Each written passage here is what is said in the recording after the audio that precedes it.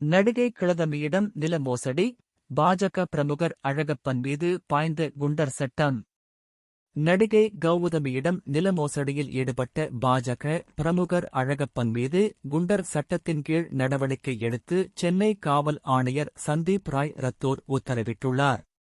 திருவள்ளூர் மாவட்டம் கோட்டையூரில் பல கோடி ரூபாய் மதிப்புள்ள நிலம், திருவண்ணாமலை மாவட்டத்தில் விவசாய நிலம், ராமநாதபுரம் மாவட்டத்தில் நிலம் மற்றும் சென்னை நீலாங்கரையில் சொத்து என நடிகை கௌதமிக்கு சொந்தமாக பல கோடி ரூபாய் மதிப்புள்ள சொத்துகள் உள்ளன.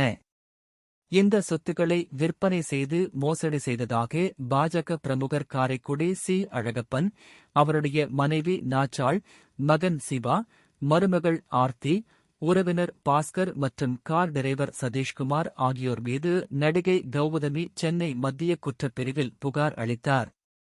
இதன் பேரில் கடந்த ஆண்டு டிசம்பர் 21ஆம் தேதி கேரள மாநிலத்தில் வைத்து 6 பேரையும் சென்னை மத்திய குற்றப்பிரிவு போலீசார் கைது செய்து சிறையில் அடைத்தனர்.